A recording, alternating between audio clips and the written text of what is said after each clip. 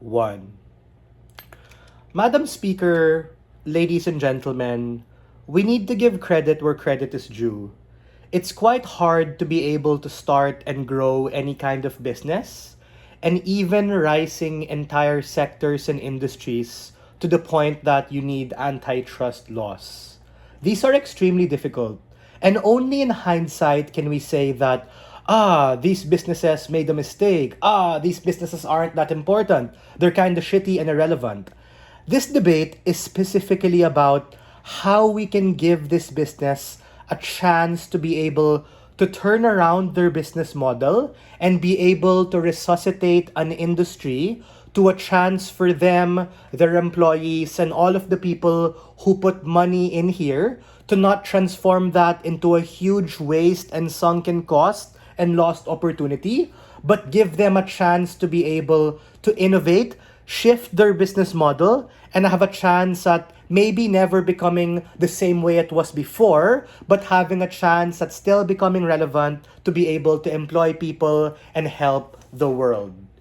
Whether we're talking about print media, who has been under fire from the rise of streaming services and the internet, or biotech companies who face huge capital expenditure amidst rising costs and inflation, or whether you're a hardware or software company who, for whatever reason, is not in AI and is not benefiting from these hyperscalers, the precursor to turning around all of these very important businesses is liquidity, Madam Speaker. Liquidity that comes through capital that can only happen through the lens of mergers and acquisitions, which can only happen when we're able to relax these particular antitrust laws in order to make a strategic decision and a good solution to give them a chance at innovation.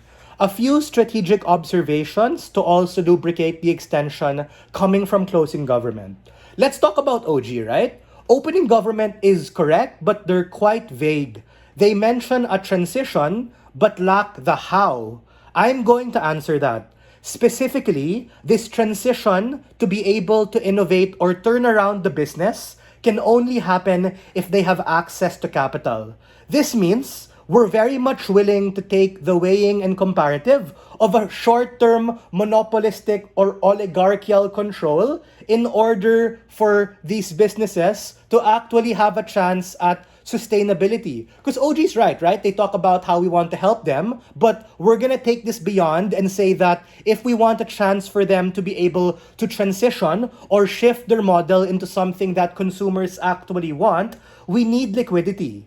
That is the nuance to a significant decline, something that top half missed. Meaning, the significant decline could be their fault, it could be not their fault, it could be system-wide or a systemic risk, or it could be specific to them called an idiosyncratic risk. But we think, regardless of that, the world is going to be affected. These people working there, their shareholders who bought stock, who are now probably underwater, all of the venture capital and PE firms who probably sunk in a lot of money there are all going to literally get wrecked. If we want to be able to help these people have a chance at some sort of solvency or delta to not just eat a huge ass sunken cost, we need this ability to structure mergers and acquisitions in an easier way when we lower the economic, social, and political barriers that once were there with these antitrust laws in order to allow these people a chance to turn around.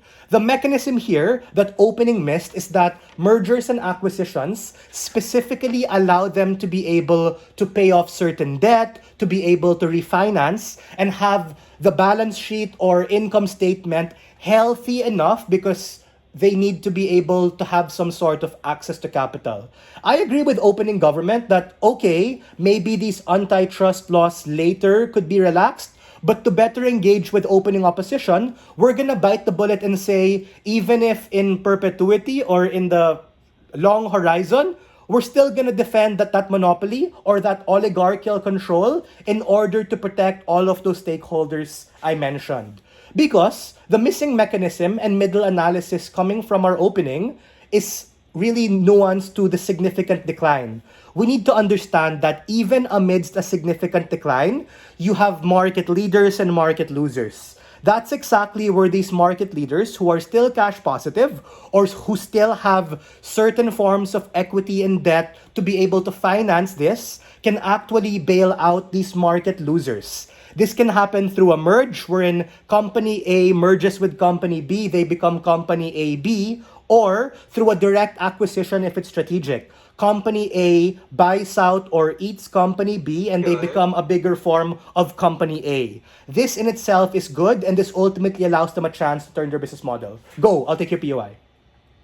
Do you believe these industries are declining because they're either less efficient or less in demand than alternatives like AI, like you mentioned? If yes, why should we protect them instead of allowing other better industries to go ahead and replace them? You're asking the wrong question, right? It's not about like, oh, are these businesses fucked or irrelevant or not? We think even if they are, we still need to be able to care about all of these shareholders, again, tying into the heart of my extension, in order for them to have a chance at innovating and have a chance at transitioning. And that's my call out. Let's talk about opening opposition. Opening opposition is speculative and hella negative. They're talking about a lot of things not in contention. Who cares if it's system-wide risk or it's specific to them? We have every capacity and incentive to be able to lower the barriers of these antitrust laws in order to literally be able to allow their employees to buy fucking food or literally allow them to pay off the debt that they probably have. And this can strategically only happen when they're able to latch on to these market leaders who have every means, motivation, and capacity to be able to want to innovate. I think opening opposition is correct that it's risky, but the bigger risk, guys, is not doing anything at all. Because the POI I raised, which they haven't answered yet, is how do you get any solvency on their side? I'm not entirely sure. Because if they're worried about these risks, the bigger risk actually happens when you don't step in and you magically expect them to solve all of their problems. What literally happens on OO is these companies go bust or only the market leaders survive, while a lot of the 80-90% of companies who are losing or mid ultimately get wrecked. We are very proud to stand on side proposition.